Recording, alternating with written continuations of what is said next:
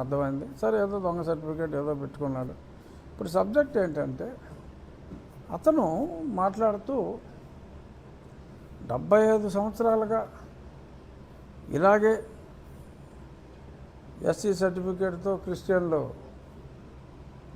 నడవలేదా, ఇప్పుడు అలాగే నడుస్తుంది అని చెప్పి పబ్లిక్లో మరి అతనికి ఏదో పార్టీ ఉందంట. ఏంటా పార్టీ పేరు? ఏదో వెరైటీగా ఉండదు, మీకు తెలీదా? గుర్తులేదా? అటు విజయ్ కుమార్ అన్నాడు. పార్టీ ఏంటి? 70 కోట్లు వచ్చారు. 70 కోట్లు శ్రావణలే కాదు. విజయ్ కుమార్ అన్న అతనికి ఎంపీకి పోటీ చేస్తే తిరుపతిలో 4203 ఓట్లు వచ్చినాయి. అతని కన్నా 4 ఇండిపెండెంట్లకి ఎక్కువ వచ్చినాయి. 4 ఇండిపెండెంట్లకి అతనికన్నా ఎక్కువ వచ్చినాయి. అతను పార్టీ, అతను పాదయాత్ర చేసిన ప్రతి ఓడి హీరో అయిపోడు కదా. లిబరేషన్ కాంగ్రెస్ అంటాయా అతను పార్టీ పేరు? లిబరేషన్ కాంగ్రెస్. అది. సో అతనికి వచ్చిన ఓట్లు అవి. సో అతను ఇలా ప్రజల్ని తప్పుదోవ పట్టించి దళిత సోదరుల్ని మిస్లీడ్ చేస్తున్నారు. సో ఈ రకంగా వ్యక్తులు రాజ్యాంగాన్ని it's an abuse, constitutional abuse చేస్తే దానికి శిక్షలు ఉన్నాయి. వక్రీకరించి రాజ్యాంగాన్ని చెప్పటం అనేది, పైగా ప్రణబ్ ముఖర్జీ గారి దగ్గర అవార్డు అందుకుని, చంద్రబాబు నాయుడు గారి దగ్గర అవార్డు అందుకుని, ఒక పార్టీని స్థాపించి మరి ఇన్ని చేసిన వ్యక్తి, ఎప్పుడు నిరంతరం సెల్ఫ్ డబ్బాలు కొట్టుకుంటూనే ఉండే వ్యక్తి ఈ రకంగా ప్రజల్ని అన్యాయంగా తప్పుదోవ పట్టించడం అనేది చాలా దారుణం. వాళ్ళు ఎక్కడైనా సరే అది మానుకోవాలి. ఇక అజయ్ లాంటి వాళ్ళు ఇంకా చాలామంది ఈ రకంగానే మాట్లాడుతున్నారు. ఆర్టికల్ 25 ప్రకారం మాకు హక్కు ఉంది, ఆర్టికల్ 25ని కాదంటానికి ఈడెవడు ఆడెవడు అని మాట్లాడుతున్నారు. అరే బాబు, ఆర్టికల్ 25 జోలికి ఎవరు రాలేదురా నాయన. నీకు కావాల్సిన మతం మారే స్వేచ్ఛ నీకు ఇచ్చింది. అవును, నువ్వు మతం మారావు. నువ్వు మారిన మతం కులాతీత మతమైనప్పుడు ఆ మతంలోకి కులాన్ని చూపించే అధికారం ఏ రాజ్యాంగానికి లేదు. ఒక మత తత్వాన్ని మార్చే అధికారం రాజ్యాంగానికి లేదు. అందుకని ఆ మతాచారాన్ని అనుసరించి ఆ మతంలో కుల వ్యవస్థ అన్నది లేదు కనుక మీరు ఈ కులం వారు ఆ మతంలోకి వెళ్తే మతం లేని కులంలో కులం లేని మతంలో కులం సాధ్యం కాదు కనుక దాన్ని ఆ రోజుల్లో అసలు క్రిస్టియన్ దేశమైన బ్రిటిష్ పరిపాలనలో మనం ఉన్నప్పుడే దాన్ని తీసివేయడం జరిగింది. అప్పుడు ఎవరో మాట్లాడలేదు. ఓ బ్రిటిషోడా నువ్వు చర్చి ఇచ్చితివి మేము ప్రార్థించుకుంటూ అని ఒక నీళ్ళు కుమారు మాట్లాడాడు. ఈ నీళ్ళు కుమారు రకరకాల కుమారులందరూ ప్రార్థించుకునేటకు చర్చిని ఇచ్చితివి, చదువుకునేటకు కాన్వెంట్ ఇచ్చితివి అని మాట్లాడినోళ్ళే కదా. మరి ఇప్పుడు సడన్గా మరణించిన తదనంతరం కూడా బుద్ధిస్టులుగా మారిపోతున్నారు. 2 నెలల క్రితమే మా అమ్మ క్రిస్టియన్ అయితే మా నాన్న హిందూ అన్నాడు ఒకడు. ఏమో కాబోలనుకున్నాం. ఇప్పుడు సడన్గా మరణానంతరం బుద్ధిస్టుగా మారిపోయి క్రిస్టియన్ ఆచారం ప్రకారం పూడ్చివేయబడ్డాడు. ఏంటో మరి మనకు అది అర్థం కాదు. సరే, అదొక ప్యారలల్ ట్రాక్ అనుకో. బట్ బేసిక్గా నేను చెప్పేది ఏంటంటే, దయచేసి మా హిందూ దళిత సోదరుల్ని మోసం చేయకండి. ఆ మోసం మీద కొన్ని వీడియోలు రెడీ చేయమన్నాను కదా. సరే, ఒకసారి గుడి పూర్తి చేసి మోసాలకు వెళ్దాం. ఇది ఏ సంవత్సరం అమ్మా మనకి? సుమారు 30 సంవత్సరాల క్రితం, 1995.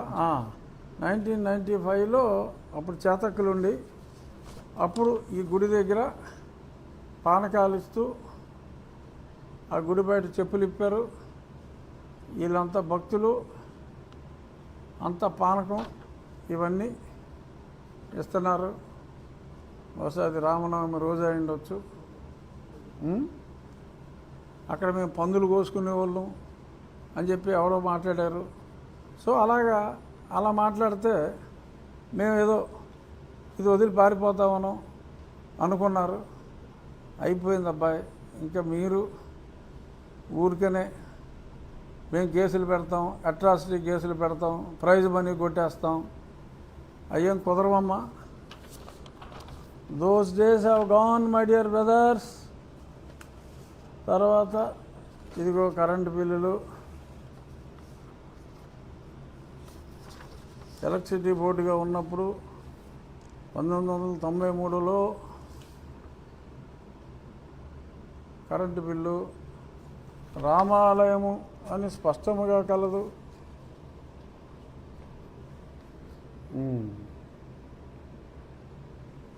ఇదిగో నేమ్ రామాలయం ఉంది. ఇదిగో ఇక్కడ రామాలయము అని స్పష్టంగా ఉంది. ఎవరెవరో మధ్యలో కొత్త దేవతల్ని, అది అసలు సత్రం అంటాడు ఒకడు. సత్రం అంటే సత్రం అనే రాస్తారు కదరా, సత్రకాయ. రామాలయం అని ఎందుకు పెడతారు? ఆ సత్రానికి రామాలయం అని పేరెట్టుంటారంటావా? తింగరోళ్ళు తింగర మాటలు. ఇదిగో ఆ తర్వాత కొత్త ఎలక్ట్రిసిటీ బోర్డు విడిపోయిన తర్వాత, డిస్ట్రిబ్యూషన్ కంపెనీలుగా వచ్చిన తర్వాత కూడా ఇది కరెంటు బిల్లు. ఇక్కడ చూసుకోండి చిరునామా. ఇది 2003 తర్వాత, అప్పటి నుంచి 23 దాకా కూడా కడతానే ఉన్నారు. తర్వాత ఇది పీకేశారు కరెక్ట్. రామాలయము. ఇవన్నీ ఇలా ఉంటే ఆడెవడో ఒకడు వస్తాడు, అక్కడ సత్రం ఉంది, లేదంటే ఇంకోటి ఉంది. పూర్వం అక్కడ అలా వెళ్తా అక్కడ సేద తీరేవారు. రామాలయం ఉన్నా సరే గుడి ప్రాంగణంలో మనకు అనాదిగా కూడా ప్రతి దేవాలయం వద్ద కూడా యాత్రికులు పడుకోవటం అనేది చాలా కామను. అంచేత ప్రతి గుడి దగ్గర, గుడి బయట రాత్రులు ఈ రోజుకి కూడా పడుకుని ఉంటారు. నేను ఎవడో పడుకుంటాను చూశాను, దీన్ని సత్రమందురు, ఇది దేవాలయము కానే కాదు,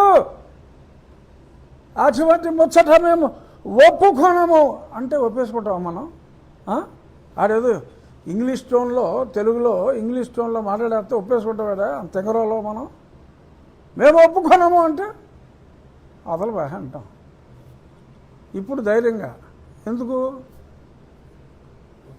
క్రిస్టియన్లకు అధికారము లేదు, ఎస్సీ ఎస్టీ అట్రాసిటీ కేసు పెట్టే అధికారము లేదు కనుక, ఇది అందరికీ తెలిసింది కనుక వాచాలత తగ్గించుకుంటే మంచిది. సరే, ఇక్కడ ఇప్పుడు ఈ రకంగా మాట్లాడుతూ కొన్ని చోట్ల ఇంకా పాంప్లెట్లు పంచి ఇళ్లలోకి వచ్చేసి నీకు ఒంట్లో బాగలేదు, ఒంట్లో బాగపోతే స్వస్థత చేకూర్చేదము, ప్రభు ఉన్నాడు అని ఇలా మాట్లాడేసేసి ఇండ్యూస్ చేస్తున్నారు.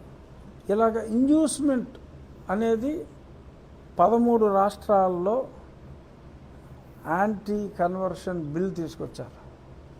13వ రాష్ట్రం లేటెస్ట్ మొన్న మార్చి 30, అనగా ఈ రోజుకి 13 రోజుల క్రితం మహారాష్ట్రలో యాంటీ కన్వర్షన్ బిల్ పాస్ అయింది.